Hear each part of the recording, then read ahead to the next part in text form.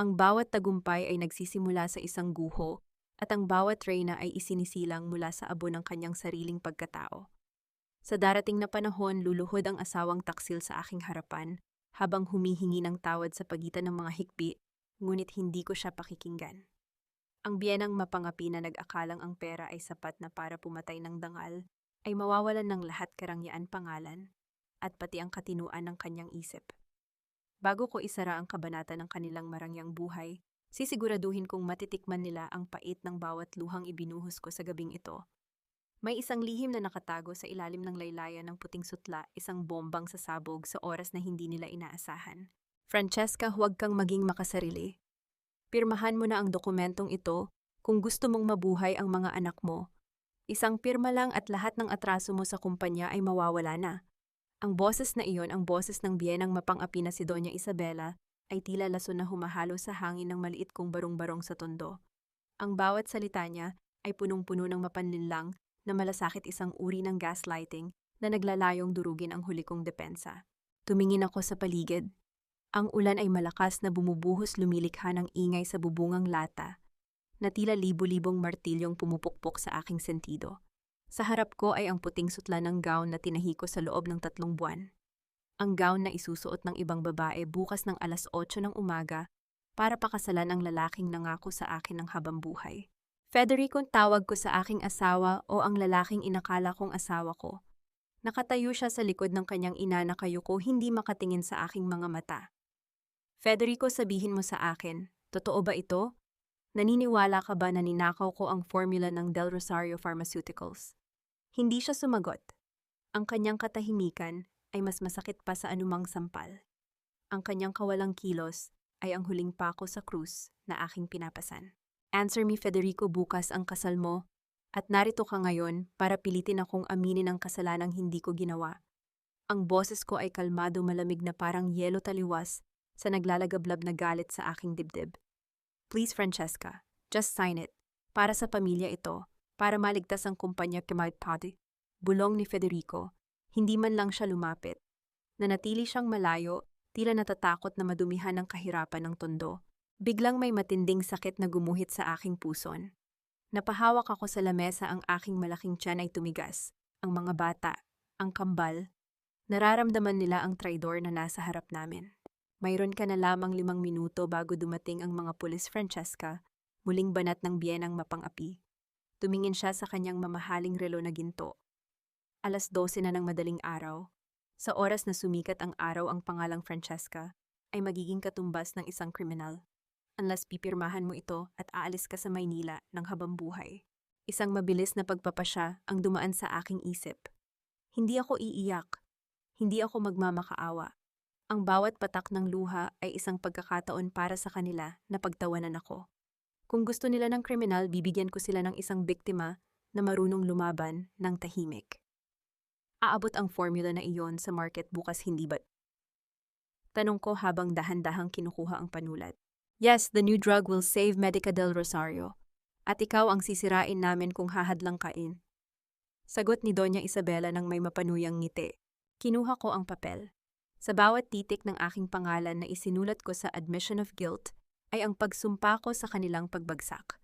Ngunit habang nakayuko ako, ang aking kanang kamay ay dahan-dahang kumuha ng isang maliit na USB mula sa aking bulsa, ang totoong formula na kinuha ko sa computer ni Federico noong nakaraang linggo. Ang formula na ilulunsad nila bukas, iyon ay ang bersyong may depekto, ang bersyong magdudulot ng side effects na sisira sa kanilang reputasyon sa loob ng ilang buwan. Matapos pumirma, dahan-dahan kong itinupi ang papel at iniabot sa kanya. Heto na ang gusto mo. Kunin mo ang gown. Kunin mo ang anak mo. Kunin mo ang lahat. Mabuti naman at natauhan ka, sabi ni Isabela habang hinahablot ang gown. Federico, let's go. Marami pa tayong gagawin para sa kasal mo mamaya. Lumabas sila ng aking bahay, hinahayaan ang malamig na hangin na pumasok. Nanatili akong nakatayo, tinitiis ang bawat contraction ng aking sinapupunan. Hindi pa tapos ang gabi. Dahan-dahan kong kinuha ang aking cellphone. Walang panginginig ang aking mga daliri nang i-dial ko ang numero ng aking tanging kakampi. Attorney Joaquin, it's done. I signed the papers, execute the backup plan. Siguraduhin mong ang bawat dokumento ng kanilang tax evasion ay makakarating sa tamang tao bago mag-8 ng umaga. Ibinaba ko ang telepono. Isang matinding sakit muli ang dumaan sa aking katawan. Napasandal ako sa dingding dahan-dahang napaupo sa sahig na semento. Ramdam ko ang mainit na likidong dumadaloy sa aking hita. My water broke. Sa gitna ng kadiliman ng tondo, habang ang kulog ay muling gumuguhit sa langit, isang mapait na ngiti ang sumilay sa aking mga labi. Bukas maglalakad si Federico sa altar, habang suot ng kanyang mapapangasawa ang gown na may tahi ng aking dugo. Ngunit hindi nila alam sa bawat hakbang nila patungo sa saya, ay 10 hakbang ko patungo sa kanilang pagkawasak. Narinig ko ang sirena ng pulis sa di kalayuan. Hindi sila ang darating para iligtas ako, kundi para pusasan ako. Ngunit bago pa man nila mahawakan ang aking mga kamay, alam ko na sa loob ng aking sinapupunan ng aking mga anak, ang magiging saksi sa muling pagkabuhay ng isang Francesca na wala ng takot. Sang lihim na dokumento ang naiwan ko sa ilalim ng sahig ng barong-barong na ito, isang testamento na magpapatunay na ang isa sa mga kambal na isisilang ko ay ang tanging tagapagmana ng korporasyong pilit nilang kinukuha sa akin.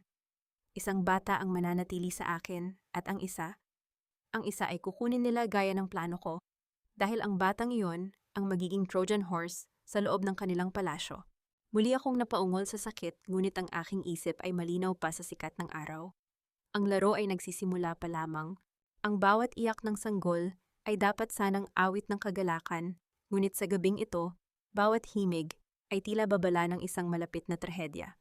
Sa gitna ng malamig at madilim na charity ward ng pampublikong ospital, tanging ang amoy ng chloroform at kalawang ang nagsilbing saksi sa aking pakikipaglaban.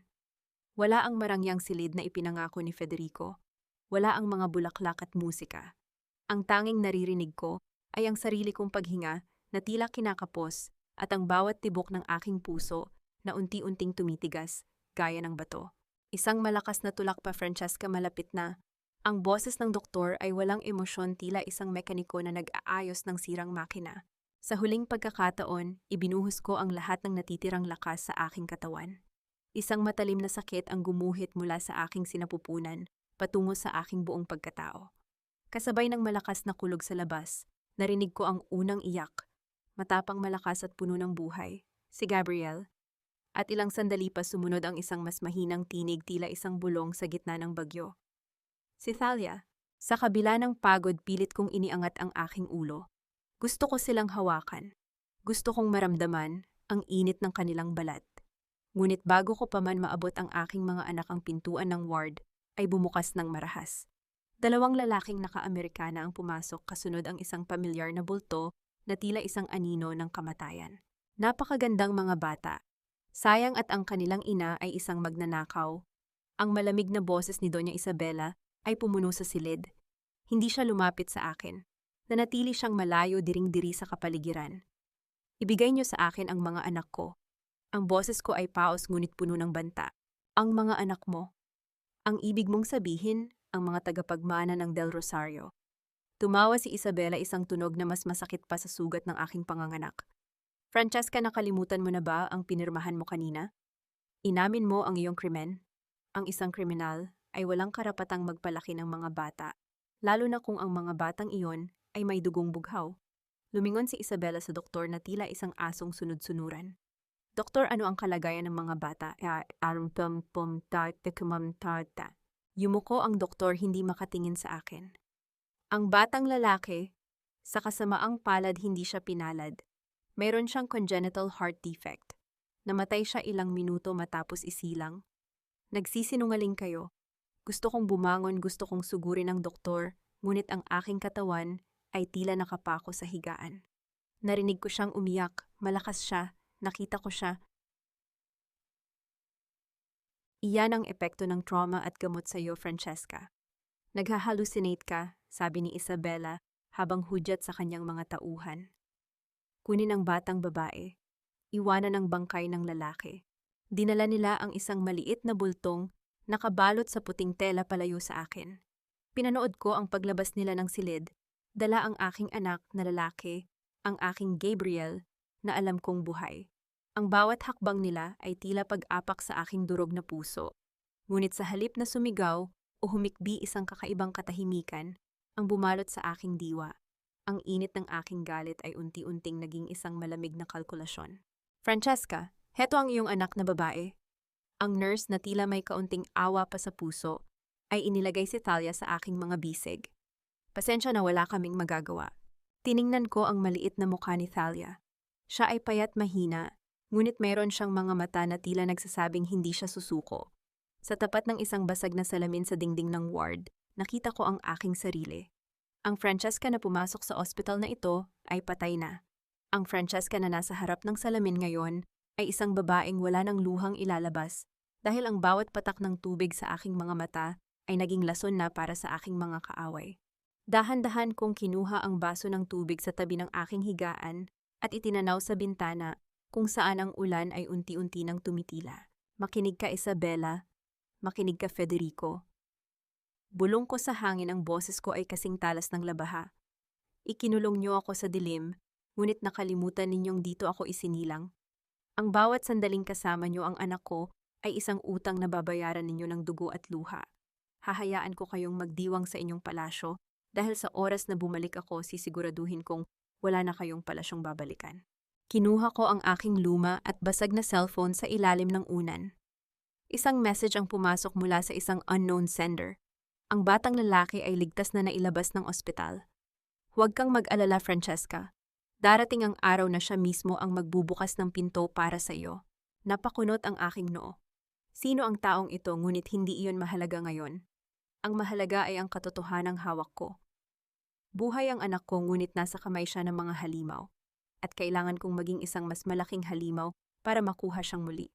Dahan-dahan kong pinahid ang dugo sa aking binti gamit ang maruming kumot. Tumayo ako kahit nanginginig ang aking mga tuhod. Sa bawat hakbang ko palabas ng ward na yon, dala ang aking anak na si Thalia, nararamdaman ko ang pagbuo ng isang bagong imperyo sa aking isipan. Ang Medica Asia ay hindi lamang isang pangarap. Ito ay magiging isang sandata. Tara, Natalia, sabi ko sa aking anak. Mula ngayon tayo na lang dalawa laban sa mundo, at sisiguraduhin kong ang mundong ito ay luluhod sa paanan nating dalawa. Sa labas ng ospital, isang itim na sasakyan ang naghihintay. Hindi ito sasakyan ng mga Del Rosario, kundi ang simula ng aking bagong buhay. Ang pinto ay bumukas, at isang lalaki ang lumabas, si Joaquin. Ang kanyang mga mata ay tila nagbabasa ng aking kaluluwa. Handa ka na ba, Francesca? Tanong niya. Handa na akong sunugin ang lahat, Joaquin. Simulan na natin. 7 taon. Sinasabi ng marami na ang panahon ang naghihilom sa lahat ng sugat, ngunit para sa akin ang bawat segundong lumipas ay tila paghasa lamang sa talim ng aking galit. Ang dating Francesca na humihingi ng katarungan sa ilalim ng ulan sa tondo ay matagal na nating ibinaon. Ngayon sa tuktok ng gusaling ito sa Makati, tanging ang isang reynang yari sa bakal ang natitira.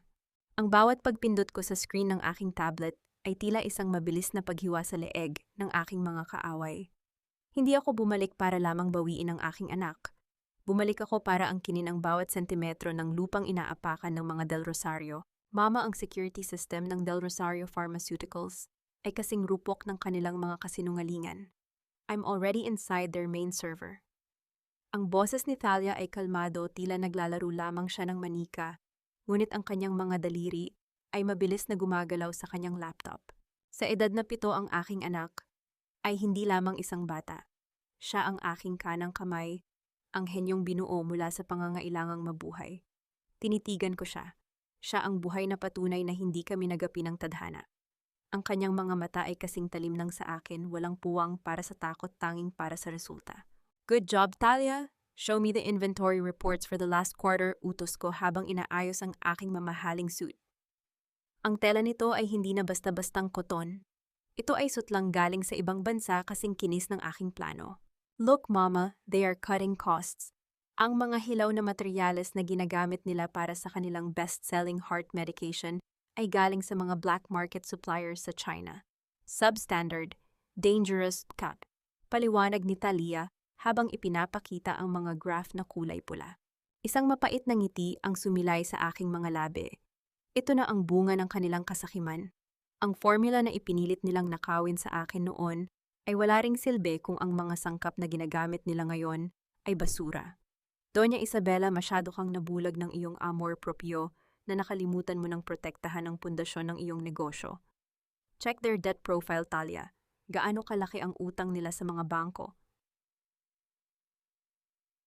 They are drowning, Mama. Medica del Rosario has defaulted on 3 major loans. Any moment now, the banks will start to seize their assets.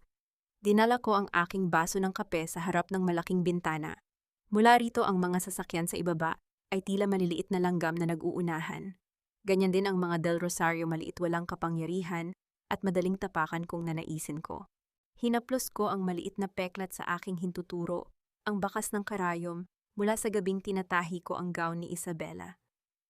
Hindi ito peklat ng paghihirap. Ito ay isang paalala ng aking misyon. Ang bawat tahi ng aking galit ay nakakabit sa bawat share ng stock na binibili ko sa pamamagitan ng mga shell companies. Mama, may panibago silang press release. Federico is claiming that they have a breakthrough treatment. They're trying to pump their stock prices again. Wika ni Talia, ang boses niya ay puno ng pangungutya. Hayaan mo silang mangarap, anak. Ang pinakamataas na lipad ang nagre-resulta sa pinakamasakit na pagbagsak. Prepare our manifestation. I want Medica Asia to be the only option left for them when the market opens on Monday. Pumasok ang aking sekretarya nang walang ingay, dala ang isang itim na folder. Madam, the acquisition of the 3 major drugstores in Quezon City is complete. We now control 60% of their distribution network. Excellent. It's time to tighten the noose, sabi ko nang hindi lumilingon.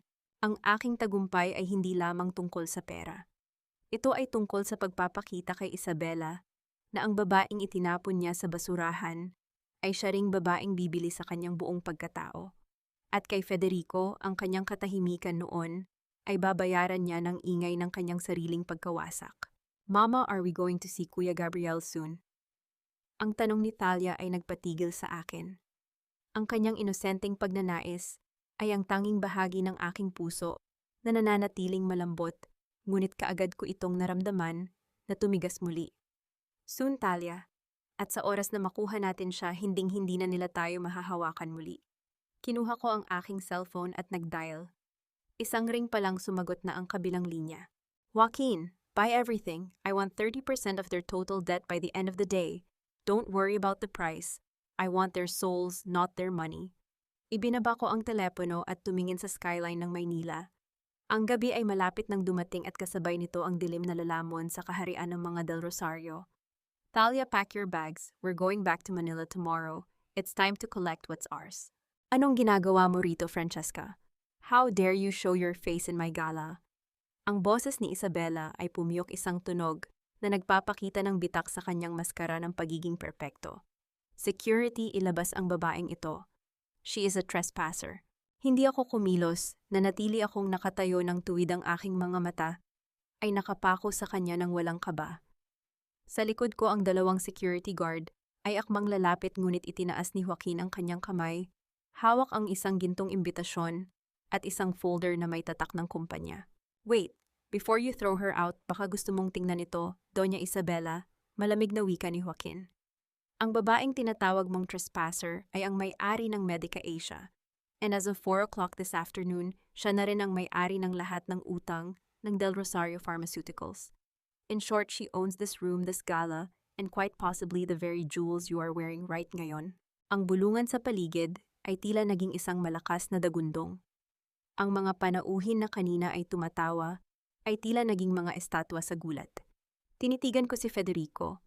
Nakita ko ang paglunok niya, ang pagpatak ng pawis mula sa kanyang sentido. Ang lalaking dati ay hindi ako maipagtanggol sa tondo, ay tila liliit sa harap ng aking presensya.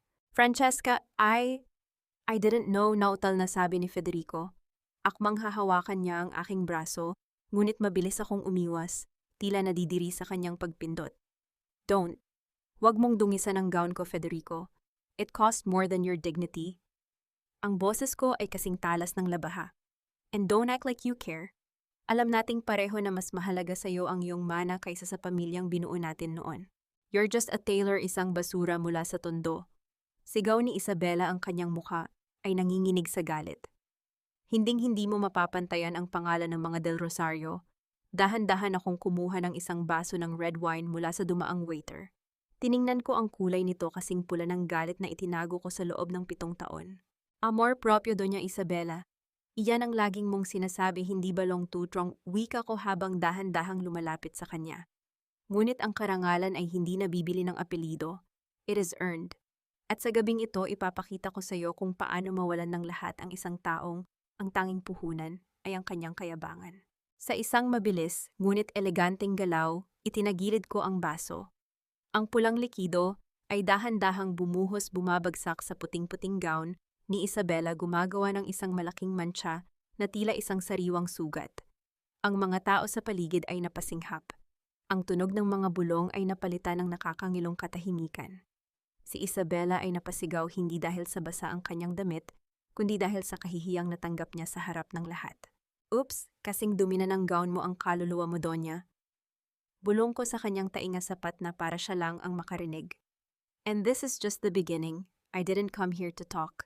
I came here to take back everything you stole from me. Nasisiraan ka na ba ng bait, ungol ni Isabela habang pilit na pinupunasan ng kanyang damit? You will pay for this. No, Isabela, you will pay me. Starting tomorrow, bawat pag-aari ninyo ay susuriin ko. At ang bahay ninyo, I'm thinking of turning it into a rehabilitation center for the poor. It's a better use of space than housing monsters like you. Tumalikod ako, handa nang umalis, ngunit ang huling sinabi ni Isabela ay nagpatigil sa mundo ko. Sige, kunin mo ang lahat. Ngunit hinding-hindi mo na mababawi ang anak mo, Francesca. Ang libingan ni Gabriel ay matagal nang kinalimutan ng panahon, gaya ng paglimot ko sa iyo. Ang kanyang tawa ay puno ng mali siya isang tunog, na tila humihiwa sa aking kaluluwa. Naramdaman ko ang pagbilis ng tibok ng aking puso. Ang aking mga kamao ay nag-igting sa ilalim ng telang aking gown. Alam kong nagsisinungaling siya, ngunit ang sakit ay totoo pa rin. Lumingon ako sa kanya sa huling pagkakataon. Ang aking muka ay walang kahit anong emosyon, isang maskara ng purong yelo. Kung ganoon, sisiguraduhin kong sa kulungan ka mabubulok habang iniisip ang bawat kasalanang ginawa mo, wika ko. Joaquin, let's go. The air here is getting toxic. Habang naglalakad ako palabas ng ballroom, naramdaman ko ang lahat ng mata na nakasunod sa akin. Hindi na sila tumitingin sa akin bilang isang tahimik mula sa tondo. Nakikita na nila ang kanilang bagong Panginoon. Ngunit sa loob-loob ko, iisa lang ang tumatakbo sa isip ko, Gabriel. Sumakay kami sa sasakyan at ang katahimikan ay nabasag lamang ng tunog ng pag-andar ng makina. Si Joaquin ay nakatingin sa akin, ang kanyang mga mata ay puno ng pag-aalala. You okay, Francesca? Hindi siya patay, Joaquin. Nararamdaman ko. Ang puso ng isang ina ay hindi kailanman magsisinungaling. Then we find him, but we have to be careful. Isabela is like a wounded animal now. She will strike back. Hayaan mo siyang sumubok. Sabi ko habang nakatingin sa labas ng bintana sa mga ilaw ng Maynila na tila mga gintong naglalaho. Dahil bago pa man niya maitaas ang kanyang kamay, putol na ang bawat daliri niya. Kinuha ko ang aking cellphone at tiningnan ang isang text. Mula sa isang hindi kilalang numero, na dumating 5 minuto ang nakalipas. Nakita ko ang bata. Hindi siya nasa libingan. He is in the private wing room 402. Bilisan mo, Francesca. They are moving him tonight. Ang aking hininga ay naglaho. Room 402. Ang ospital ng mga Del Rosario. Joaquin, i-U-turn ang sasakyan. Utos ko, ang boses ko ay puno ng bagong sigla at panganib. Pupunta tayo sa ospital. Ngayon din. Ang bawat mabilis na pag-ikot ng gulong ng sasakyan sa kalsada ay tila tumatama sa aking tadyang. Ang mga ilaw ng lungsod ay nagiging malabong guhit ng kulay sa labas ng bintana, ngunit ang aking paningin ay nakapako lamang sa unahan. Walang puwang para sa takot. Walang puwang para sa pag-aalinlangan. Ang 7 taon ng paghihintay ay nauwi sa gabing ito, ang gabi kung kailan babawiin ko ang kalahati ng aking kaluluwa. 5 minutes, Francesca. Malapit na tayo, wika ni Joaquin habang mahigpit ang hawak sa manibela. Ang kanyang boses ay kalmado, ngunit ang tensyon sa loob ng sasakyan ay halos maaari ng hiwain ng kutsilyo. Siguraduhin mong walang makakahadlang sa atin sa entrance, Joaquin. I don't care about the legalities right ngayon. I am the major creditor of this hospital. Technically, I own the air they breathe in there. Ang boses ko ay malamig, bawat salita ay may bigat ng autoridad. Huminto ang sasakyan sa harap ng Del Rosario Medical Center nang may bahagyang pag-ugong. Hindi ako nag-aksaya ng panahon. Pagbaba ko, ang hangin sa gabi ay humahampas sa aking mukha, dala ang amoy ng chloroform at panganib. Ang aking kulay dugong gown ay iwinawagayway ng hangin, tila isang bandila ng digmaan, sa gitna ng malinis at puting pasilidad.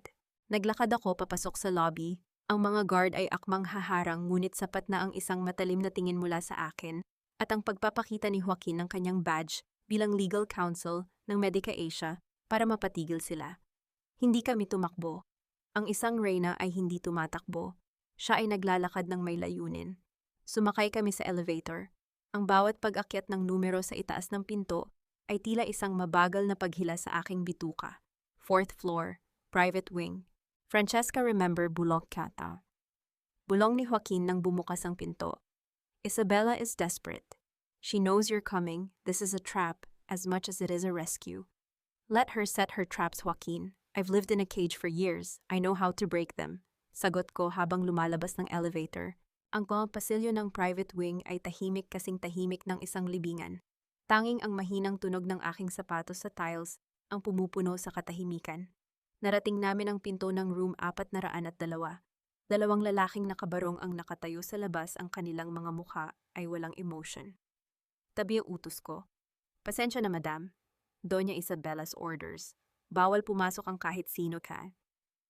Sagot ng isa habang inihaharang ang kanyang malaking katawan.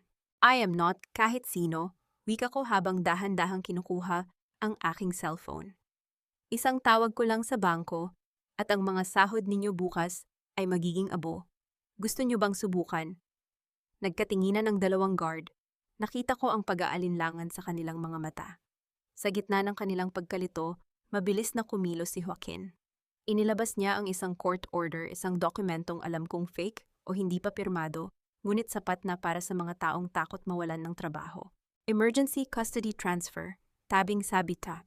Wika ni Joaquin, sa tono ng isang taong hindi tumatanggap ng hindi. Dahan-dahang umatras ang mga guard. Binuksan ko ang pinto ng room 402. Ang silid ay madilim, tanging ang asul na ilaw mula sa mga monitor ang nagbibigay ng liwanag. Sa gitna ng silid may isang maliit na kama. Ang puso ko ay tila tumigil sa pagtibok nang makita ko ang bulto sa ilalim ng kumot. Isang batang lalaki may mga tubo sa kanyang ilong at kamay ang natutulog ng mahimbing. Gabriel? Ang pangalang iyon ay lumabas sa aking mga labi bilang isang marupok na bulong. Lumapit ako sa kama, ang aking mga kamay ay nanginginig sa unang pagkakataon sa loob ng 7 taon. Hinaplos ko ang kanyang noo, kasing lambot ng sutla, kasing pamilyar ng sarili kong panaginip. Siya nga ito, ang aking anak na lalaki, ang batang sinabi nilang patay na. Ngunit bago ko pa man siya mayakap, ang isang screen sa dingding ay biglang bumukas. Ang mukha ni Doña Isabella ay lumitaw nakaupo. Sa kanyang opisina may hawak na baso ng brandy at isang ngiting tila galing sa impyerno. Beautiful reunion, isn't it, Francesca? Ang boses niya ay nanggagaling sa speaker ng monitor, malamig at mapang-asar. Sayang at hanggang tingin ka na lang. Isabella, hayop ka. Ang boses ko ay gumaralgal sa galit. Ilalabas ko ang anak ko rito, ngayon din. Subukan mo, pwesten? Hamon ni Isabella. Ang life support system ni Gabriel ay konektado sa isang remote server na hawak ko. Isang pindot ko lang, Francesca, at ang pusong iyan na tinititigan mo ay titigil sa pagtibok. Literal na hininga ko ang nagpapatakbo sa anak mo ngayon. Napatigil ako, ang aking kamay na hahawak sana sa bata ay naging estatwa sa hangin. Tumingin ako sa monitor ng puso ni Gabriel. Ang ritmo nito ay regular, ngunit bawat beep ay tila isang banta ng kamatayan. What do you want, Isabella? Tanong ko, pilit na ibinabalik ang aking pagiging rasyonal sa gitna ng unos. Simple. Ang Medica Asia. Ang lahat ng shares mo, ang lahat ng nakuha mong utang ng Del Rosario, at ang pirma mo na nagsasabing si Thalia ay ibibigay mo rin sa aking pangangalaga. Isang palitan, Francesca. Ang iyong imperyo para sa buhay ng iyong mga anak. You have 10 minutes before I disconnect the server. Lumingon ako kay Joaquin. Ang kanyang mukha ay madilim, tila may malalim na iniisip. Sa labas narinig ko ang papalapit na mga yabag ng maraming tao, ang security team ni Isabella. Francesca's bulong ni Joaquin habang ipinapakita ang kanyang cellphone sa akin. May isang live feed doon. Ang mansyon ni Isabella ay napapalibutan na ng mga pulis, ngunit hindi sila makapasok dahil sa mga legal na harang. 5 minutes left, Francesca, wika ni Isabela mula sa screen. Mamili ka, ang iyong korona o ang huling hininga ng iyong anak. Tiningnan ko si Gabriel. Tinitigan ko ang kanyang maliit na dibdib na tumataas at bumababa sa tulong ng makina. Pagkatapos tumingin ako sa camera diretso sa mga mata ng demonyong si Isabela. Isang malamig na ngiti ang dahan-dahang sumilay sa aking mga labi, isang ngiting hindi niya inaasahan. Isabela, nakalimutan mo yata. Wika ko ng may kasiguraduhan. I am a tailor. I know how to find the loose thread in every fabric. At ang remote server mo kanina pa iyan kontrolado ng anak kong si Talia mula sa kotse. Biglang nag-flicker ang screen ni Isabela. Ang kanyang ngiti ay napalitan ng purong gulat nang makita niya ang isang batang babae sa background ng kanyang sariling system, isang bata na may suot na headset, at isang mapanuyang ngisi. Hi Lola, wika ni Talia mula sa speaker. I like your security system. It was very easy. Napasinghap si Isabela. Ngunit bago pa man ako makahinga ng maluwag ang pinto ng kwarto, ay bumukas ng malakas. Pumasok si Federico ngunit hindi siya mukhang nagsisisi. May hawak siyang isang dokumento at ang kanyang mga mata ay puno ng desperadong bangis. Hindi pa tapos ito, Francesca. Sigaw ni Federico. Pirmahan mo ito or hinding-hindi niyo mailalabas ang batang iyan sa ospital na ito ng buhay. May mga tao ako sa labas na handang pasabugin ang oxygen tank ng wing na ito. Naramdaman ko ang muling pagtaas ng panganib. Ang cliffhanger ay hindi lamang ang buhay ni Gabriel, kundi ang aming kaligtasan sa loob ng isang gusaling tila magiging isang malaking kabaong. Federico, huwag mong gawin ito. Wika ko ngunit bago pa man ako makatapos, narinig ko ang isang malakas na tunog ng pagbasag ng salamin mula sa labas ng bintana. Isang itim na anino ang pumasok at sa isang iglap ang kuryente sa buong floor ay namatay. Dilim. Tanging ang tunog ng alarma ang nangingibabaw. Ang kadiliman ay hindi naging hadlang. Ito ay naging kakampi ko. Sa gitna ng biglaang pagkawala ng kuryente, ang tanging nagbibigay ng liwanag ay ang mga pulang ilaw ng emergency system na kumukurap-kurap tila isang mabilis na tibok ng pusong natatakot. Ang tunog ng pagbasag ng bintana ay sinundan ng marahas na pagpasok ng hangin mula sa labas, dala ang amoy ng ulan at ang presensya ng isang hindi kilalang tao. Naramdaman ko ang isang matigas na kamay na humawak sa aking balikat. Akmang sisigaw ako nang marinig ko ang pamilyar na bulong sa aking tainga. Ako ito, Francesca. Huwag kang gagalaw. Si Joaquin. Ang aninong pumasok sa bintana ay hindi kaaway, kundi ang kanyang contingency team na kanina pa pala nakakabit sa labas ng gusali. Sa kabilang sulok ng silid, narinig ko ang pagkapa ni Federico sa dilim. Ang kanyang boses ay puno ng desperasyon at takot, isang malayo at mahinang bersyon ng lalaking minahal ko noon. Francesca, nasaan ka? Huwag mong subukang tumakas. Ang detonator. Nasaan ang detonator ko? Ang detonator mo ay kasing walang silbi ng paninindigan mo, Federico. Ang boses ko ay nanggaling sa dilim, malamig at walang takot. Ang kuryente ay pinutol namin at ang signal ng iyong device ay kanina pa na jam ng aking anak. You are standing in a room with a mother who has nothing to lose. I suggest you stay very still. Isang maliit na flashlight ang binuksan ni Joaquin, itinatama ang liwanag sa kama ni Gabriel. Ang monitor ng puso ng aking anak ay dahan-dahang namamatay dahil sa pagkaubos ng reserbang enerhiya. Ang bawat mahinang tunog nito ay tila isang patak ng dugo na nawawala sa aking katawan. Kailangan natin siyang mailabas ngayon din, wika ni Joaquin habang mabilis na tinatanggal ang mga hindi kailangang tubo sa katawan ni Gabriel. May portable respirator ang mga tao ko sa labas. Ngunit habang iniaangat ni Joaquin ang kumot, may isang folder na nahulog mula sa gilid ng kama. Kinuha ko ito at binuksan sa ilalim ng liwanag ng flashlight. Ang mga salitang nakasulat sa itaas ay tila isang laso na dumaloy sa aking isipan. Project Siblings Genetic Compatibility and Organ Match. Binasa ko ang mga dokumento ng mabilis. Ang aking kamay ay nagsimulang manginig, hindi dahil sa takot, kundi dahil sa purong pagkasuklam. Hindi itinira ni Isabela si Gabriel dahil sa pagmamahal. Itinira niya ang aking anak bilang isang spare part. Gabriel has a rare heart condition at ang tanging tugma para sa isang transplant ay walang iba kundi ang kanyang kambal, si Talia. Hayop ka, Federico. Hinarap ko ang lalaking nakatayo sa dilim. Ang liwanag ng flashlight ay tumama sa kanyang namumutlang mukha. Alam mo ba ito? Alam mo ba na ang balak ng ina mo ay patayin si Thalia para mabuhay si Gabriel? Na ginagawa niyo kaming mga hayop na kakatayin para sa inyong kaginhawaan. Napaupo si Federico sa sahig, ang kanyang mga mata ay blanco. Sabi ni Mama, lunas lang daw ang kailangan, sabi niya. Maililigtas nating dalawa ang mga bata kung susunod tayo sa kanya. Lunas isang buhay, para sa isa pang buhay ay hindi lunas, Federico. Iyan ay pagpatay. Ang sigaw ko ay umalingaw-ngaw sa pasilyo ng ospital. Isang marahas na tunog ng sirena ang biglang sumabog mula sa bawat sulok ng private wing. Ang mga pulang ilaw ay tumigil sa pagkurap at naging steady na pula. Ang boses ni Doña Isabela ay muling narinig sa intercom, ngunit sa pagkakataong ito, wala na ang kanyang mapagpanggap na boses. Ito ay purong puot. Francesca, akala mo ba ay ganon kadali ang lahat? You entered my domain and you think you can just walk out with my property. Lock the floor. No one gets in, no one gets out. Narinig namin ang tunog ng mga bakal na shutter na bumabagsak sa bawat exit ng floor. Ang tunog ng pagtama ng metal sa sahig ay tila ang pagsasara ng pintuan ng impyerno. Kami ay nakulong sa loob ng private wing kasama ang isang batang naghihingalo at isang amang nawalan na ng katinuan. Mama, nakikita ko sila sa CCTV. Ang boses ni Thalia ay pumasok sa aking earpiece, puno ng takot na pilit niyang itinatago. Ang security team ni Lola, may mga armas sila. Malapit na sila sa room 402. Please Mama, get out of there. Tumingin ako kay Gabriel, na tila isang anghel na walang malay sa gitna ng digmaan. Hinaplos ko ang kanyang pisngi sa huling pagkakataon, bago ko siya ibalot sa isang makapal na kumot. Joaquin, kunin mo si Gabriel. Dalhin mo siya sa rooftop. Ang helicopter na inihanda natin nandoon na ba? 1 minute away, Francesca, pero paano ka?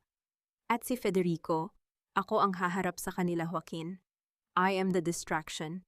Hindi nila tayo sasaktan hanggat hawak ko ang mga dokumentong ito at ang access codes ng Medica Asia. Go! Binuhat ni Joaquin si Gabriel ng may pag-iingat. Bago siya lumabas sa bintana patungo sa fire escape, tumingin siya sa akin. Huwag kang mamamatay, Francesca. Marami pa tayong paniningilin. Hindi ako mamamatay, Joaquin. I have too many people to bury first. Nang makaalis sila, hinarap ko ang pinto ng silid. Narinig ko ang papalapit ng mga yabag ng mabibigat na sapatos sa labas. Kinuha ko ang isang bote ng alcohol at isang lighters mula sa side table. Isang malamig na desisyon ang nabuo sa aking isip. Federico, tumayo ka riyan, utos ko. Kung gusto mong bumawi sa mga anak mo ito, na ang huling pagkakataon mo, tumayo ka at harapin ang nanay mo kasama ko. Tumayo si Federico, tila isang taong nagising mula sa isang mahabang bangungot. Ang kanyang mukha ay nag-iba mula sa takot patungo sa isang mapait na determinasyon. Ang pinto ay bumukas ng marahas. Ang mga tauhan ni Isabela na may hawak na mga baril ay nakatutok sa amin. Ngunit hindi nila inaasahan ang makikita nila. Nakatayo ako sa gitna ng silid, hawak ang folder ng Project Siblings sa isang kamay at ang naglalagablab na lighter sa kabila. Isang hakbang pagwika ko. At ang ebidensya ng inyong balak na pagpatay ay magiging abo. At kasama nito ang lahat ng digital keys na kailangan ninyo para buksan ang vault ng Medica Asia. Sa likod ng mga security guard, dahan-dahang lumabas si Doña Isabela. Ang kanyang mga mata ay nanlilisik sa galit nang makita niyang wala na sa kama si Gabriel. Nasaan ang apo ko, Francesca? Ang tanong niya ay tila isang kagat ng ahas. Nasa lugar kung saan hindi mo na siya kailanman magagamit bilang spare part, Isabela. Sagot ko. Biglang tumunog ang cellphone ni Isabela. Pagtingin niya sa screen ng kanyang muka, ay naging kasing kulay ng abo. Ang boses ni Thalia ay narinig sa speakerphone ng buong pasilyo na hack ang main broadcast system ng ospital. Lola, check the news. Ang folder na hawak ni Mama, naka-upload na ang digital copy sa bawat news agency sa Pilipinas. Ang Project Siblings ay hindi na lihim. Everyone knows you're a monster. Ang cliffhanger ay hindi ang mga baril na nakatutok sa amin, kundi ang biglang pagpasok ng isang bagong grupo ng mga tao mula sa fire escape. Hindi sila pulis at hindi sila tauhan ni Isabela. Sila ay mga lalaking naka-uniforme ng Medica Asia at sa gitna nila ay ang isang taong hindi ko inaasahan. Ang aking dating assistant na si Clara, na akala ko ay nagkanulo sa akin, ay nakatayo doon. May hawak na baril at isang malamig na ngiti. Sorry, Doña Isabela, wika ni Clara. The highest bidder always wins. and Francesca pays better. Ngunit bago pa man kami makakilos, isang malakas na pagsabog ang yumanig sa buong gusali. Hindi ito sa floor namin kundi sa basement ang kinalalagyan ng mga oxygen tanks. Ang gusali ay nagsisimulang gumanap na isang malaking kabaong na nagniningas. Sokog! Ang bawat bahay na itinayo sa ibabaw ng mga kasinungalingan ay itinatadhana sa apoy. Sa hinaharap tatayo ako sa harap ng abo ng mansyong ito, habang suot ang aking pinakamahal na alahas, hindi dahil sa nagluluksa ako, kundi dahil sa wakas ay malinis na ang hangin mula sa lason ng mga Del Rosario. Ang reynang mapang-api ay hihingi ng tubig sa gitna ng liyab, ngunit ang tanging ibibigay ko sa kanya ay ang malamig na katotohanang siya mismo ang nagsindi ng mitsa ng sarili niyang kamatayan. Ang pagyanig ng sahig ay tila isang galit na dambuhala na nagising mula sa ilalim ng lupa. Ang tunog ng mga bakal na bumibigay at ang alingasaw ng usok na nagmumula sa elevator shaft ay mabilis na pumuno sa pasilyo. Ang private wing na dati ay simbolo ng karangyaan at eksklusibidad ay nagmumukha ng isang malaking kabaong na gawa sa salamin at semento. Madam, kailangan na nating kumilos. The oxygen lines in the basement are unstable. Susunod na ang buong wing na ito. Ang boses ni Clara ay matigas, walang bakas ng pag-aalinlangan. Habang itinutulak niya ang isa sa mga tauhan ni Isabela palayo. Tiningnan ko si Clara. Ang babaeng inakala kong nag-tridor sa akin ay nakatayo ngayon bilang aking tanging proteksyon. Ang bawat kilos niya ay planado. Ang kanyang pagkakanulo noon ay bahagi lamang ng mas malaking laro upang makuha ang tiwala ni Isabela at maipasok ang aming sariling security team sa loob ng ospital. Clara, prepare the extraction point. Federico, kung gusto mong mabuhay, sumunod ka sa amin, utos ko habang mahigpit na hawak ang folder ng Project Siblings. Hindi kayo aalis! Sigaw ni Doña Isabela. Ang kanyang mga mata ay nanlilisik, ang kanyang mukha ay kasing pangit na ng kanyang kaluluwa dahil sa takot at galit. Security, barilin niyo sila. I don't care about the consequences. Patayin niyo ang babaeng iyan. Ngunit ang kanyang mga tauhan ay hindi na kumikilos. Nakita ko ang takot sa kanilang mga mata habang ang kisame ay nagsisimulang magkaroon ng malalaking bitak. Sa gitna ng bingit ng kamatayan, ang katapatang nabili ng pera ay mabilis na naglalaho. Your money is useless in a burning building, Isabela, wika ko habang dahan-dahang lumalapit sa kanya, hindi pinapansin ang bawat pagyanig ng gusali. Ang bawat taong narito ay nag-iisip na kung paano isasama ang sarili nila. Wala nang nakikinig sa'yo.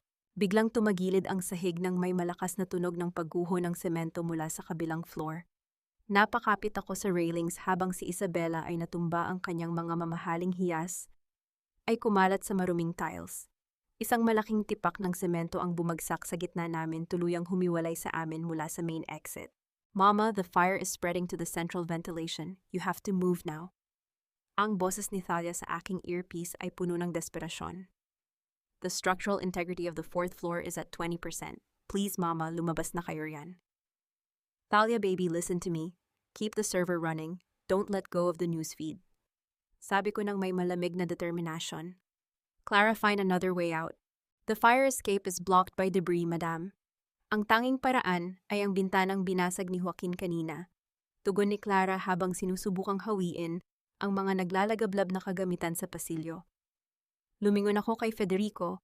Nakatayo siya malapit sa bintana, tila nakatulala sa kaguluhan. Ang lalaking ito na naging dahilan ng aking 7 taong paghihirap ay hawak ngayon ang lubid na iniwan ng team ni Joaquin. Federico, itapon mo ang lubid kay Clara, at sigaw ko. Ngunit bago pa makakilos si Federico, isang panibagong pagsabog ang nagmula sa kabilang dulo ng floor. Ang lakas ng impact ay nagpadulas kay Isabela patungo sa butas ng gumuhong sahig. Nakakapit na lamang siya sa isang nakausling bakal, ang kanyang mga paa ay nakabitin sa naglalagablab na impyerno sa ibaba. Federico, tulungan mo ako, anak, iligtas mo ako. Ang sigaw ni Isabela ay puno ng purong takot. Tumingin si Federico sa kanyang ina, pagkatapos ay tumingin sa akin. Nakita ko ang pagtutuos sa loob ng kanyang isipan. Ang amor proprio na itinanim sa kanya ni Isabela laban sa katotohanang sinira ng babaeng ito, ang kanyang buhay, at ang buhay ng kanyang mga anak. Federico, choose. Sabi ko, ang boses ko ay hindi nagmamadali kasing lamig ng gabi sa labas. Iligtas mo ang babaeng pumatay sa kaluluwa mo o tulungan mo kaming mailabas ang mga ebidensyang magpapalaya sa mga anak natin. Ang pawis at uling ay humalo sa luha sa mukha ni Federico. Dahan-dahan siyang lumapit sa gilid ng butas kung saan nakabitin si Isabela. Inabot niya ang kanyang kamay, ngunit hindi para hilaon ang kanyang inapataas. Kinuha niya ang susi ng vault na nakasabit sa leeg ni Isabela, ang huling piraso ng ebidensya ng kanilang ilegal na yaman. Patawad, Mama, pero kailangan nang matapos ang kasamaang ito, bulong ni Federico. Isang matinding dagundong muli ang yumanig sa gusali. Ang kisame sa itaas ni Federico ay nagsimulang gumuho. Sa isang iglap, kailangang magdesisyon ang kunin ang dokumentong hawak ni Federico o ang tumalon sa bintana bago kami tuluyang lamunin ng apoy. Madam, jump now, sigaw ni Clara habang hinihila ako patungo sa bintana. Tumalon kami ni Clara, ang malamig na hangin ng gabi ay sumalubong sa aming mga katawan habang bumabagsak kami patungo sa inflatable cushion na inihanda ng team sa ibaba. Ang huling nakita ko bago kami lumapag ay ang mukha ni Federico na nakatingin sa akin mula sa nagliliyab na bintana, may hawak na isang maliit na bagay na kumikislap. Pagbagsak namin ang tunog ng isang huling napakalakas na pagsabog ay yumanig sa buong paligid. Ang private wing ng Del Rosario Medical Center ay tuluyang gumuho, nagiging isang tumpok ng nagniningas na bakal at semento.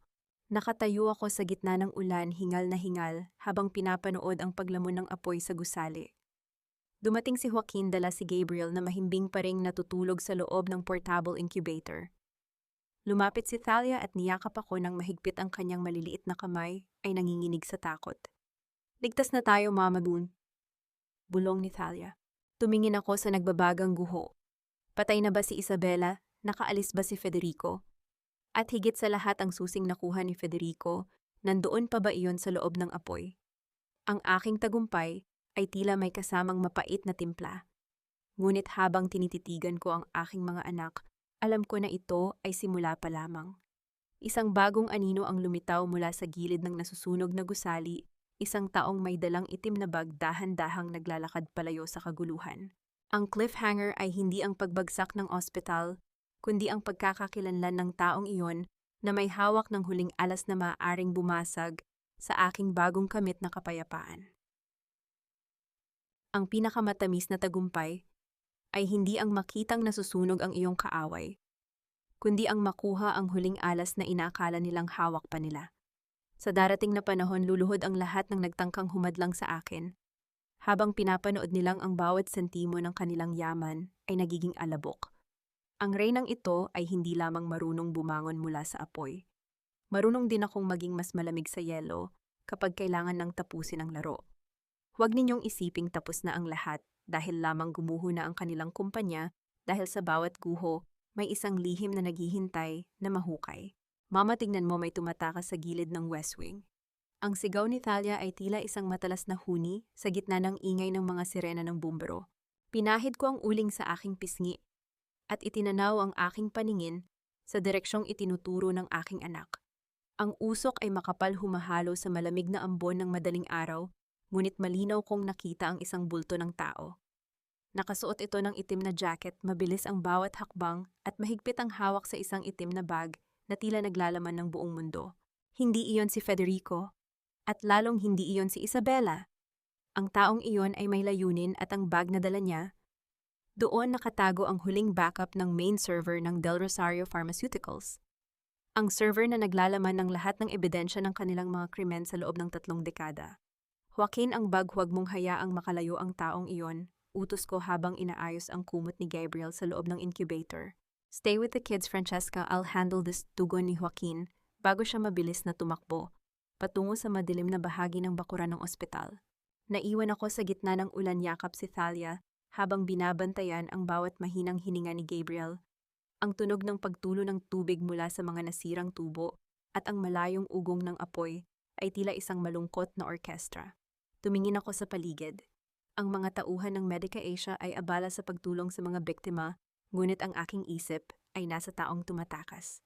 Mama, I tried to track the signal from the bag, bulong ni Thalia habang nakatingin sa kanyang tablet na nabasa na ng ulan. It's encrypted, at may isang boses na lumalabas sa system. It's not Lola's voice, it's someone else. Naramdaman ko ang pagtaas ng balahibo sa aking batok. Isang ikatlong panig. Meron pa bang ibang nagmamasid sa aming digmaan? Clara, nasaan ka? Tawag ko sa aking dating assistant na abala sa pakikipag-usap sa mga pulis. Madam, ang mga dokumento ng Project Siblings ay ligtas na sa kamay ng mga autoridad. But Federico, we can't find him. Ang sabi ng isang bumbero, may nakitang tao na lumabas sa fire exit bago ang huling pagsabog, pero hindi nila sigurado kung sino pala. Paliwanag ni Clara, ang kanyang boses ay puno ng pag-aalala. I don't care about Federico right ngayon, Clara. I care about the person who took the server backup. Kung mapupunta iyon sa maling kamay, maaari nilang baligtarin ang lahat ng ebidensya laban sa akin. Ang boses ko ay matigas, walang puwang para sa pagkakamali. Matapos ang ilang minuto, bumalik si Joaquin. Hingal na hingal siya, ang kanyang suit ay punit-punit at basa. Ang kanyang mukha ay madilim at ang kanyang mga kamay ay walang dalang bag. Nawala siya, Francesca. Masyadong mabilis. Parang alam niya ang bawat pasikot-sikot ng drainage system ng ospital. Sabi ni Joaquin, ang kanyang mga mata ay hindi makatingin ng diretso sa akin. Nawala o hinayaan mong makawala? Ang tanong ko ay kasing lamig ng hanging humahampas sa amin. Joaquin, 7 taon kitang pinagkatiwalaan. Sabihin mo sa akin sino ang taong iyon. Hindi ko alam, Francesca, I'm doing my best here. Ang boses ni Joaquin ay tumaas, isang bihirang pagkakataon na nawalan siya ng kontrol sa kanyang emosyon. Tumingin ako sa kanya ng matagal. May kakaiba sa kanyang mga mata. Isang uri ng lihim na hindi ko pa nababasa noon. Isang hinala ang nagsimulang mabuo sa aking isipan, ang anak na bastardo ng mga Del Rosario ay maaaring may sariling agenda na hindi kasama ang aking katarungan. Mama, look, biglang sigaw ni Thalia. Sa screen ng kanyang tablet, isang bagong notification ang lumitaw. Isang email mula sa isang sender na ang pangalan ay The Taylor's Death. Binuksan ko ito at ang laman ay isang maikling video clip. Ipinapakita sa video si Federico duguan at nanghihina na isinasakay sa isang itim na van. Ang taong nagsasara ng pinto ng van ay lumingon sa camera sa loob ng isang segundo. Isang pamilyar na mukha. Isang mukhang hindi ko inaasahang makita sa ganitong pagkakataon. Si Tia Remedios. Ang babaeng inakala ng lahat na baliw at walang kapangyarihan. Nakatayo siya doon hindi bilang isang biktima, kundi bilang isang taong may hawak ng lahat ng alas. Ang itim na bag ay nasa kanyang paanan. Isabella was just a puppet, Francesca. Ang boses ni Remedios ay narinig sa video kasing linaw ng kristal. Ang tunay na utak ng pamilyang ito ay hindi ang babaeng mahilig sa alahas, kundi ang babaeng natutong magtago sa dilim sa loob ng 20 taon. Salamat sa pagsunog ng ospital. Mas madali ko nang makukuha ang nararapat para sa akin. Napatigil ang aking mundo. Ang tunay na kalaban ay hindi pa natatalo. Ang bawat hakbang ko ay tila pinaglaruan lamang ng isang mas matalinong manlalaro. Mama, we have to go. Ang mga pulis gusto nilang kunin ang statement mo, sabi ni Thalia habang hinihila ang aking damit. No, Thalia, we're not going to the police station. Wika ko habang dahan-dahang tumatayo ng tuwid. Joaquin, ihanda mo ang sasakyan. Pupunta tayo sa lumang mansyon sa Namtagalog. Doon tayo dinala ng tadhana noon at doon natin tatapusin ito. Francesca, it's dangerous. Remedios is not who you think she is, babala ni Joaquin. I know exactly who she is now, Joaquin. She is me but without a soul. At kung akala niya ay tapos na ang laro dahil hawak niya si Federico at ang server nagkakamali siya.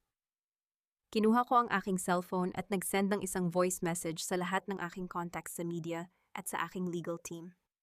I, Francesca, President of Medica Asia, am officially declaring a hostile takeover of all remaining assets of the Del Rosario Group.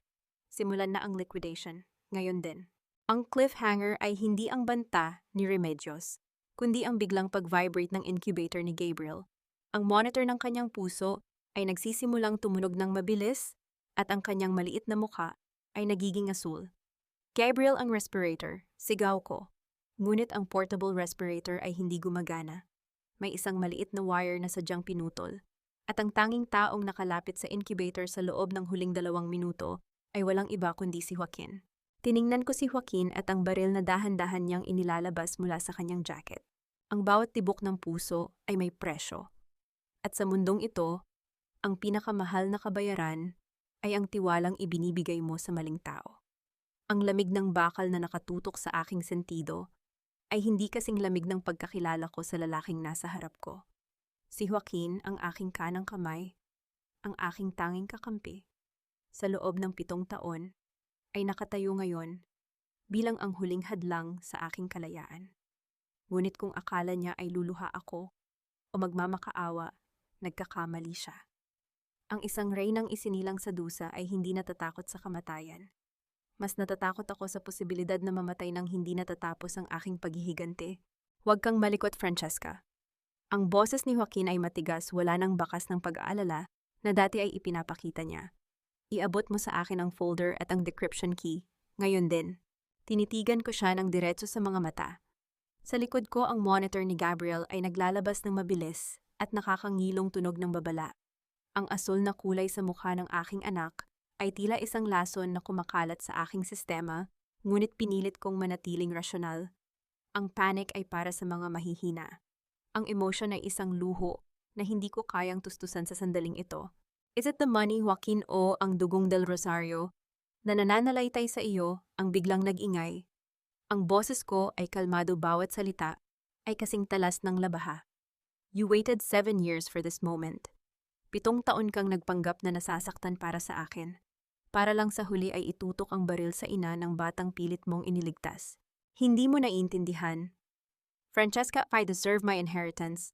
Ang Medica Asia, ang Del Rosario, lahat ng iyan ay dapat sa akin kung hindi lang ako itinuring na basura ng pamilyang ito.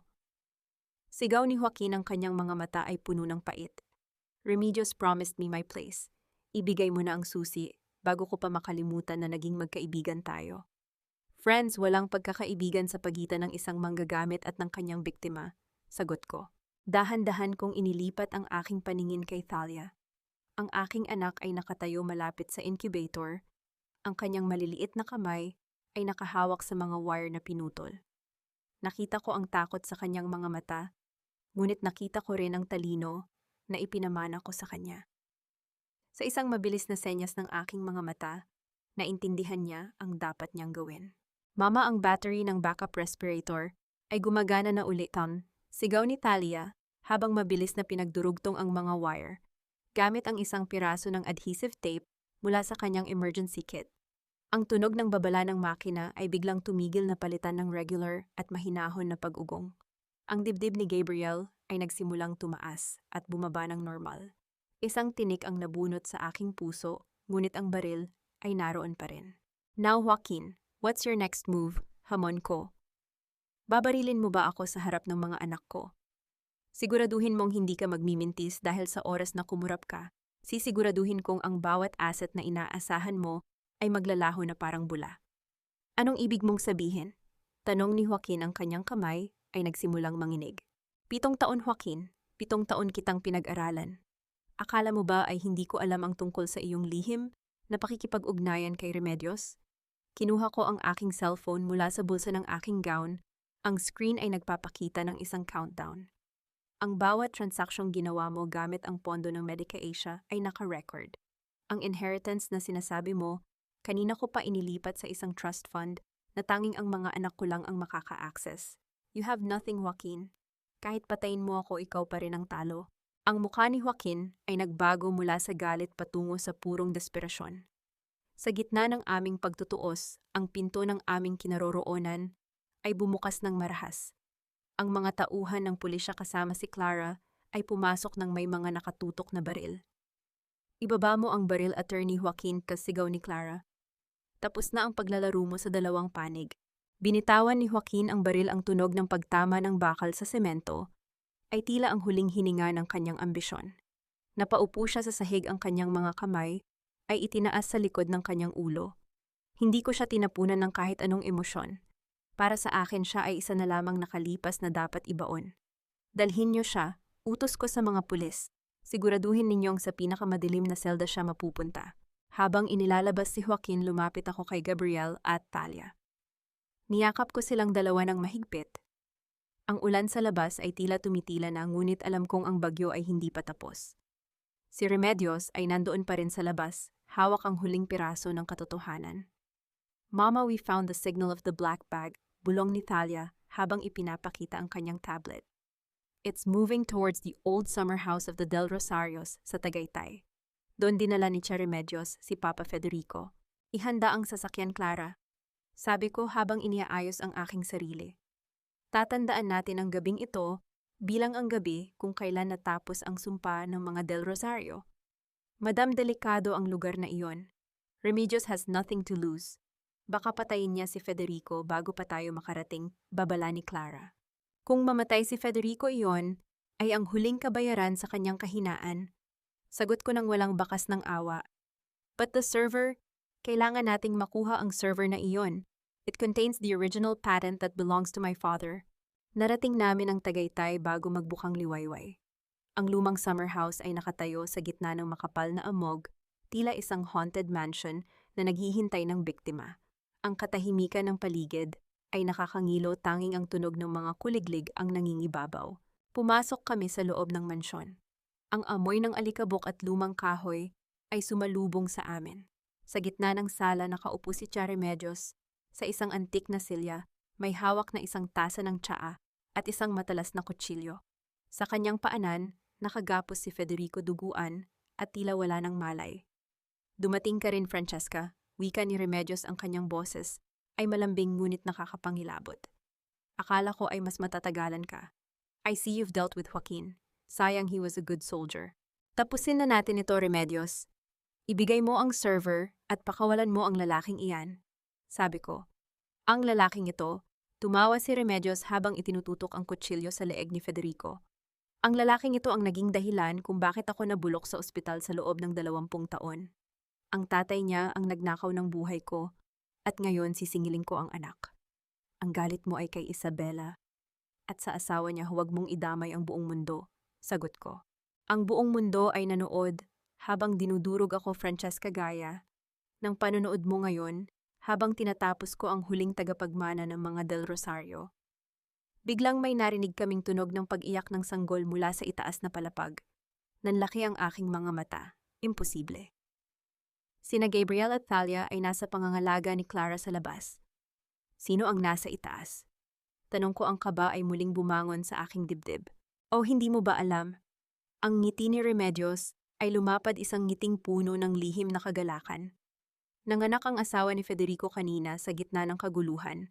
Isang bagong Del Rosario, isang bagong buhay na maaari kong hubugin o tapusin.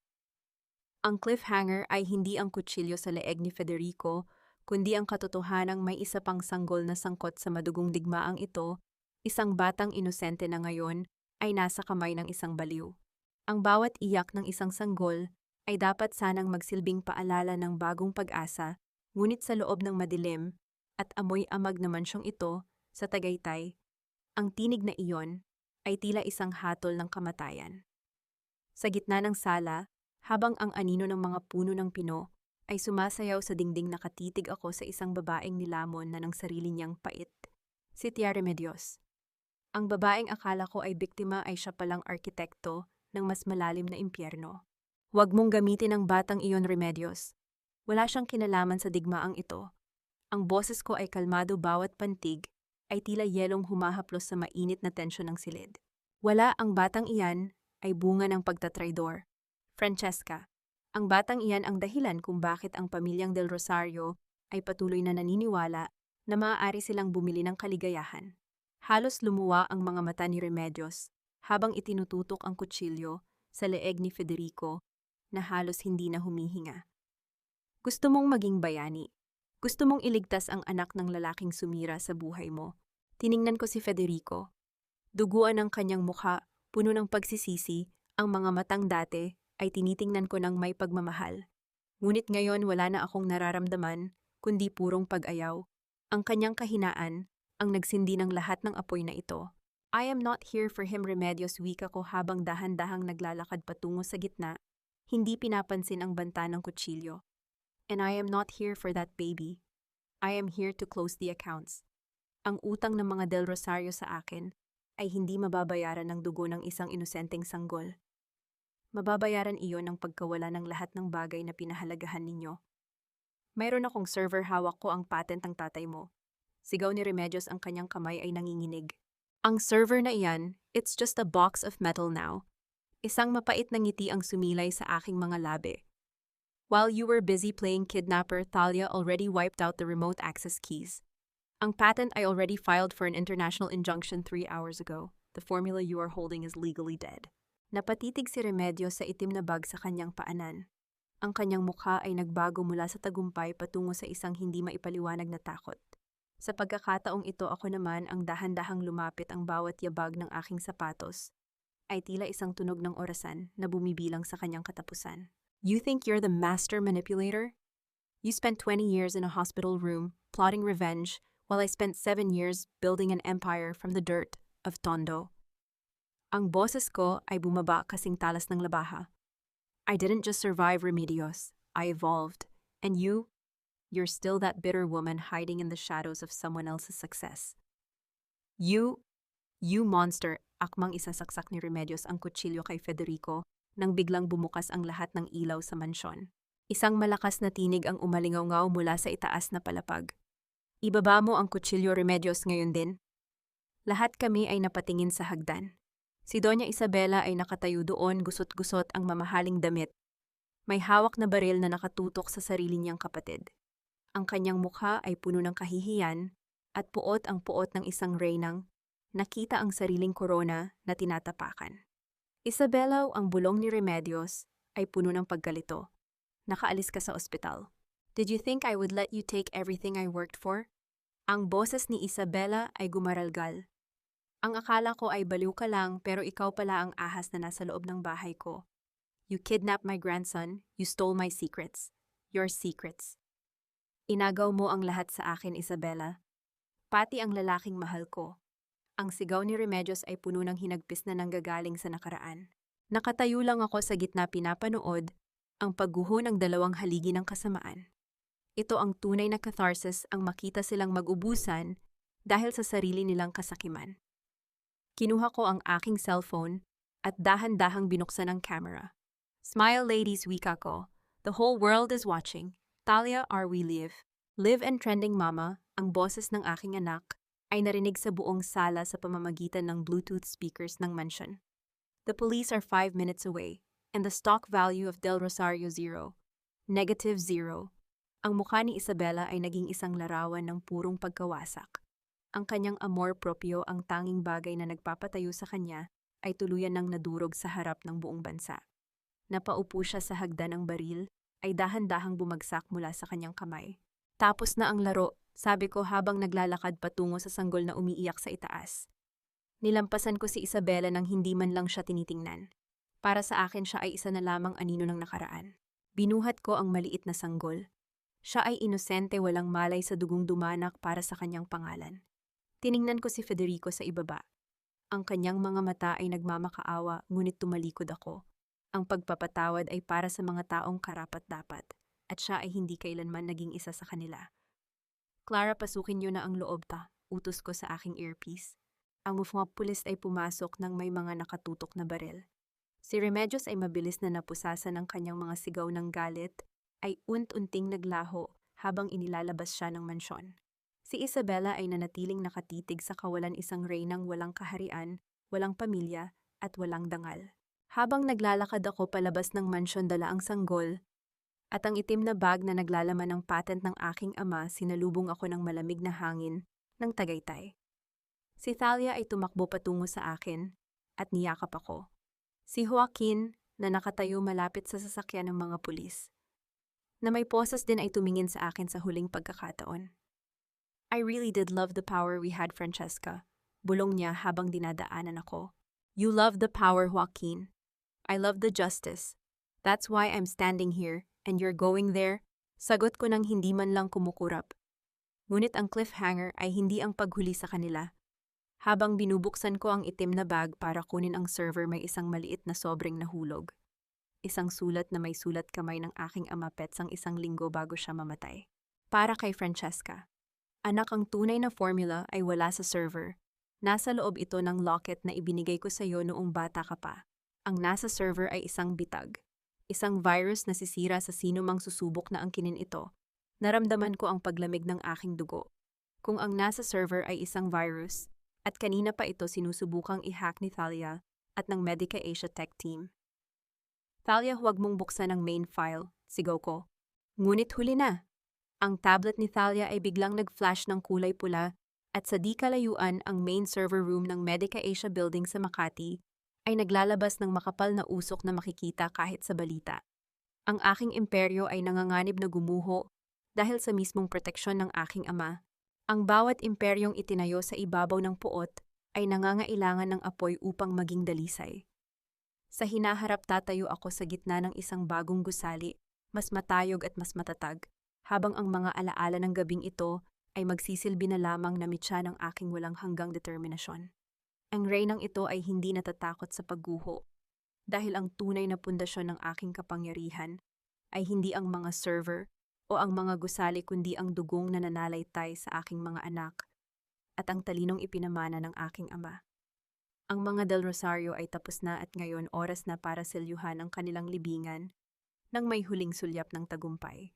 Mama, I can't stop it. The encryption is eating the main database. In 10 minutes, Medica Asia will be a ghost company. Ang boses ni Thalia ay puno ng panginginig, ang kanyang maliliit na daliri ay mabilis na lumilipad sa ibabaw ng kanyang tablet, ngunit ang screen ay patuloy na naglalabas ng mga pulang babala. Tinitigan ko ang usok na nagmumula sa balita sa telebisyon. Ang Makati office ko ay hindi nasusunog dahil sa bomba, kundi dahil sa thermal overload ng mga server. Ang dead man switch ng aking ama, isang huling proteksyon para sa kanyang pinakamahalagang imbensyon. Thalia, bitawan mo ang tablet, utos ko. Ang boses ko ay hindi nagmamadali kasing lamig ng hanging humahampas sa labas ng mansyon sa Tagaytay. But Mama will lose everything, 7 years of work. Ayokong makita kang umiyak, Thalia. Sa pamilyang ito, hindi luha ang pamatay-sunog, kundi ang talino. Dahan-dahan kong inilabas ang locket na ginto mula sa aking leeg. Ang locket na ibinigay sa akin ni Papa noong ako ay 10 taong gulang pa lamang. Ang tatay ko ay isang henyo, Thalia. Hindi siya gagawa ng bitag na pati ang sarili niyang anak ay madadamay. Dahan-dahan kong pinihit ang likod ng locket. Ang tunog ng pagbukas ng maliit na mekanismo sa loob nito ay tila isang bulong mula sa nakaraan. Isang maliit na piraso ng kristal, isang optical key, ang lumabas. Clara, ihanda ang remote link sa backup terminal sa sasakyan. Thalia, gamitin mo ito bilang huling sequence. Ito ang vaccine para sa virus ni Lolo. Wika ko habang iniabot ang kristal sa aking anak. Habang ginagawa ni Thalia ang huling utos ko, naramdaman ko ang isang presensya sa aking likuran. Si Federico. Nakatayo siya doon, duguan ang kanyang damit at ang kanyang mga mata ay puno ng isang bagay na 7 taon kong hinintay na makita, purong pagsisisi. Francesca, ang boses niya ay halos hindi marinig, tila isang tuyong dahon na hinihipan ng hangin. Ligtas ba ang mga bata, si Gabriel, si Thalia at ang anak ni Clara? Humarap ako sa kanya. Walang galit sa aking mga mata, tanging ang malalim na kawalan ng pakialam. Ligtas sila, Federico. Hindi dahil sa iyo, kundi dahil sa kabila ng lahat ng ginawa ninyo, nanatili akong buhay. Patawarin mo ako, I was a coward. I let my mother destroy everything. Lumuhod siya sa aking harapan, ang kanyang mga kamay ay nakatukod sa maruming semento ng driveway. Please let me help you. Kahit ano, Francesca. Just let me be a father to them. A father, isang mapait na tawa ang lumabas sa aking mga labi. Ang isang ama ay hindi nanonood habang ninanakaw ang kanyang anak. Ang isang ama ay hindi nananatiling tahimik habang ang kanyang asawa ay itinatapon sa kalsada. You are not a father, Federico. You are just a biological accident. Francesca, please. Tumayo ka riyan, Federico. Huwag mong dungisan ang semento ko ng iyong peking pagsisisi. You are a ghost. And ghosts don't get to ask for forgiveness from the living. Tinalikuran ko siya nang hindi man lang kumukurap. Ang bawat salita ko ay tila isang pako na ibinabaon sa kanyang pagkatao. Mama Don, the wipe has stopped. The virus is purging the Del Rosario's stolen data, but keeping our original patents. Sigaw ni Thalia nang may kagalakan. Medica Asia is safe. And better yet, the virus has already sent all the evidence of the family's tax fraud to the Bureau of Internal Revenue's public portal. Tumingin ako sa langit. Ang bukang liwayway ay dahan-dahang lumilitaw. Ang kulay rosas at kahel na guhit ay tila naghuhugas sa dumi ng gabi. Ang hustisya ay hindi lamang dumating. Ito ay sumabog sa mukha ng mga taong nag-akalang sila ang batas. Clara, tawagan mo ang mga autoridad. I want Doña Isabela and Remedios to be transferred to a maximum security facility. No bail, no hospital arrest. Utos ko habang sumasakay sa sasakyan. And Joaquin, madam, tanong ni Clara. Hayaan mo siyang mabulok sa selda kasama ang kanyang mga pangarap na hiyas. He chose the wrong side of history, sagot ko. Bago umandar ang sasakyan, tumingin ako sa huling pagkakataon sa mansyon ng mga Del Rosario. Nakita ko ang mga pulis na pinalalabas si Isabela, ang kanyang mga kamay ay may posas, ang kanyang mukha ay wala ng bakas ng amor proprio. Siya ay mukhang isang matandang babaeng nawala sa gitna ng sarili niyang kasamaan. Tapos na, Gabriel. Bulong ko sa aking anak na lalaki na ngayon ay mahimbing na natutulog sa tabi ni Thalia. Wala nang kukuha sa iyo. Wala nang magtatangkang gamitin ang puso mo. Ngunit ang cliffhanger ay hindi ang pagbagsak ng mga Del Rosario. Habang tinitingnan ko ang huling report sa tablet ni Thalia, may isang pangalan ang lumitaw sa listahan ng mga lihim na shareholders ng Del Rosario Group na hindi namin napansin noon. Isang pangalan na nagpabilis muli ng tibok ng aking puso. Ang pangalan ng aking ama, at sa tabi nito ang isang petsa ng transaksyon na ginawa lamang noong nakaraang buwan. Mama, bakit ganyan ang mukha mo? Tanong ni Thalia. Thalia, ang tatay ko, ang lolo mo, ang boses ko ay gumaralgal. He didn't just leave a virus, he's been watching them all along. At may isang message na naka-attach sa folder na ito. Binasa ko ang mensahe sa aking isip. Francesca, ang huling bahagi ng plano ay hindi ang kanilang pagbagsak, kundi ang pagtuklas mo sa katotohanan tungkol sa iyong tunay na pagkakakilanlan. Hindi ka lang isang tahimik anak. Ikaw ang tunay na may-ari ng lahat ng ito, bago pa man ito nakawin ni Isabela. Napatigil ang aking mundo. Sino ba talaga ang aking ama? At anong koneksyon niya sa pamilyang 7 taon kung sinubukang wasakin? Ang huling hakbang ng katarungan ay hindi ang pagpapakulong sa kaaway, kundi ang pagbawi sa bawat piraso ng dangal na ninakaw nila sa iyong pagkatao. Sa araw na ito, ang bawat kalsada ng tondo na nilakaran ko ng may luha ay naging kalsadang ginto na naghahatid sa akin sa aking tunay na trono. Ang reynang ito ay hindi na kailangan pang humawak ng karayom at sinulid upang tahiin ang kanyang pangarap, dahil sa wakas ang buong tela ng katotohanan ay nakalatag na sa aking harapan. Ang mga Del Rosario ay hindi lamang bumagsak. Sila ay naglaho sa kasaysayan, iniwan ang isang pangalang punong-puno ng kahihiyan, habang ang aking pangalan ay nagniningning sa rurok ng tagumpay. Yung marangyang opisina ng Del Rosario Group na pinangayon ay nasa ilalim na ng pangalang Medica Asia ay tahimik. Ang tanging naririnig ko ay ang mahinang pag-ikot ng aking swivel chair at ang banayad na paghinga ni na Gabriel at Thalia na naglalaro sa sofa sa gilid. Ang bawat dingding ng silid na ito ay saksi sa dekada ng kasamaan ni Isabela, ngunit ngayon ang hangin ay malinis na. Wala na ang amoy ng panlilinlang. Ang pinto ay dahan-dahang bumukas. Pumasok si Clara, dala ang huling set ng mga dokumento na nagpapatunay sa aking tunay na pagkakakilanlan. Madam, it's confirmed. Ang lolo niyo pala ang orihinal na financier ng Del Rosario. Ang inyong ama ay hindi lamang isang empleyado. Siya ang dapat na tagapagmana ng kalahati ng shares na ito bago siya linlangin ni Isabela noong kabataan nila. Hinaplos ko ang mga papel. Ang bawat pirasong ito ay tila isang haplos mula sa aking ama sa kabilang buhay. Hindi ako naging matagumpay dahil sa swerte. Naging matagumpay ako dahil ang dugong na nananalaytay sa akin ay dugong sadyang itinakdang mamuno. Dalhin mo ako sa kulungan, Clara. Gusto kong makita ang huling paglubog ng kanilang araw, utos ko. Narating namin ang piitan kung saan nakapiit si Doña Isabela. Wala na ang kanyang mga perlas. Wala na ang kanyang mamahaling gown. Ang suot niya ay isang kupas na orange na uniforme at ang kanyang buhok ay tila mga tuyong damo na hindi na naalagaan. Nang makita niya ako sa likod ng rehas, ang kanyang mga mata ay nanlaki, tila nakakita ng isang multo. Francesca, ang boses niya ay paus kasing tuyo ng desyerto. Nandito ka ba para pagtawanan ako, para saktan ako? Hindi, Isabela. Nandito ako para ibigay sa iyo ang huling regalong nararapat sa iyo. Wika ko habang ipinapakita ang dokumento ng aking pagkakakilanlan. Ang tatay ko, ang lalaking itinuring mong basura, siya ang tunay na may-ari ng lahat ng kinuha mo. 7 taon mong pinilit na sirain ako dahil natatakot ka sa katotohanang mas mataas ang dugo ko kaysa sayo. Napaupo si Isabela sa maruming semento ng selda. Ang kanyang amor proprio ay tuluyan ng nadurog. Ang kahihiyan o hiya na kanyang iniwasan sa buong buhay niya ay ngayon ang naging kaisa-isa niyang kasama. Patawad, Crapont. Francesca Ptangkanta, patawad. Ang kanyang mga hikbi ay walang dalang emosyon sa akin. Ang pagpapatawad ay hindi ibinibigay, Isabela. Ito ay pinaghihirapan. At sa loob ng habang buhay na pagkabilanggo mo mayroon kang sapat na panahon para isipin kung paano mo babayaran ang bawat buhay na sinira mo. Tumalikod ako ng walang pag-aalinlangan.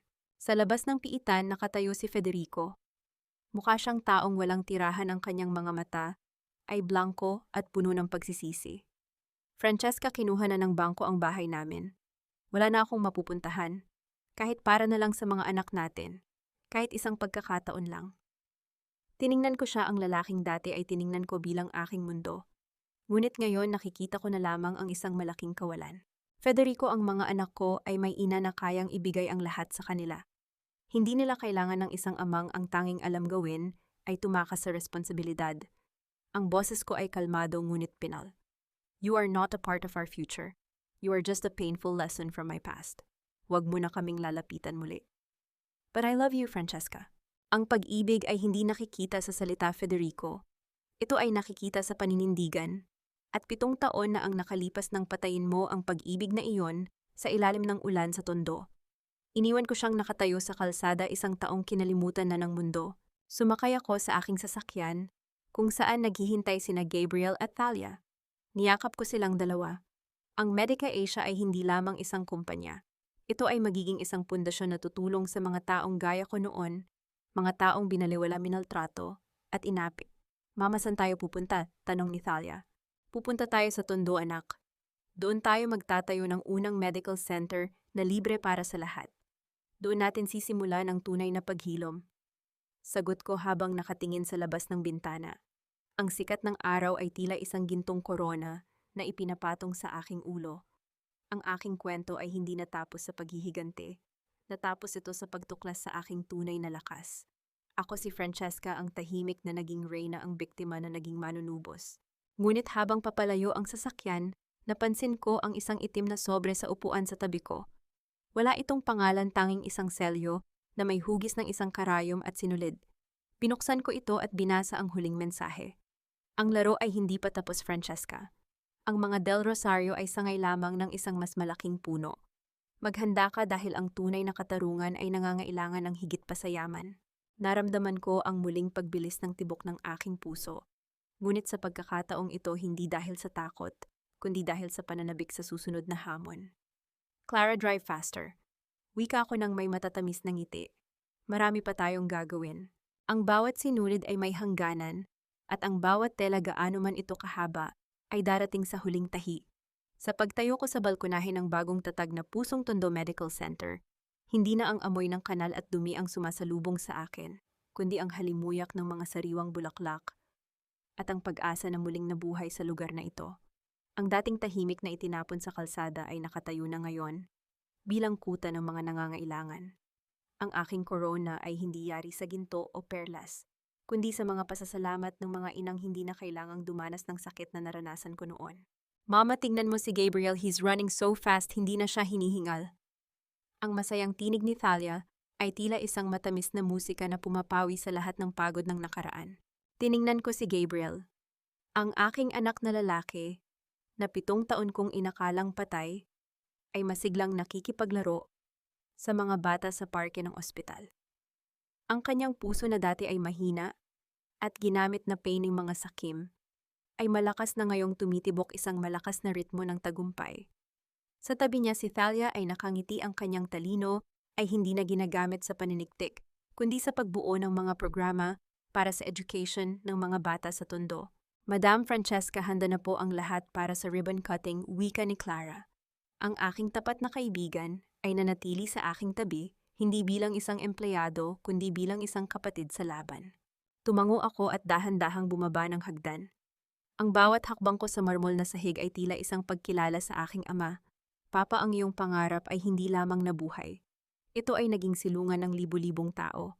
Ang iyong formula ay hindi naging lason, kundi naging gamot na nagpabagsak sa mga dambuhala at nagpaangat sa mga maliliit. Naisip ko ang mga Del Rosario. Narinig ko ang balita kahapon si Doña Isabela ay tuluyan ng nawalan ng katinuan. Sa loob ng selda patuloy na sumisigaw tungkol sa mga hiyas na wala na sa kanya. Si Federico naman ay namataan sa mga kanto ng Maynila isang anino ng nakaraan na pilit binubura ng kasalukuyan. At si Joaquin mabulok man siya sa bilangguan, alam kong ang kanyang pagkakanulo ang huling leksyon na kailangan ko upang lubos na tumigas ang aking kalooban. Tinanong ko ang aking sarili, napatawad ko na ba sila? Ang sagot ay hindi kasing simple ng o hindi. Hindi ko kailangan ang pagpapatawad upang makamit ang kapayapaan. Ang kapayapaan ko ay nagmula sa katotohanang wala na silang puwang sa aking buhay. Ang puot ay isang uri ng ugnayan at sa gabing ito tuluyan ko ng pinutol ang huling sinulid na nag-uugnay sa akin sa kanila.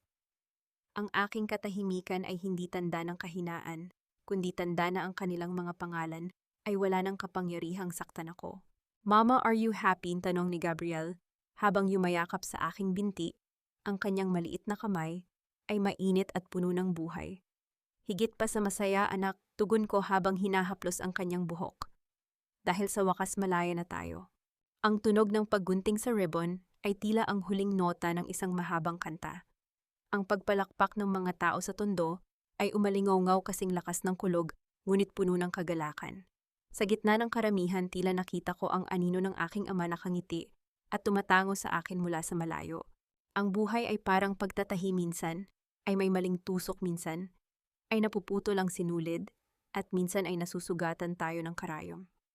Ngunit sa huli ang mahalaga ay ang disenyong nabuo natin mula sa ating mga sugat. Ako si Francesca, isang ina, isang survivor, isang alpha. At sa paglubog ng araw sa Manila Bay, alam ko na ang bukas ay hindi na isang banta, kundi isang pangakong puno ng liwanag. Ang aking kwento ay hindi natapos sa katarungan lamang. Natapos ito sa pag-ibig na walang hinihinging kapalit at sa dangal na hindi na kailanman muling mayurakan. Ang huling tahi ay tapos na, at ang obra maestra ay ganap na. Tate.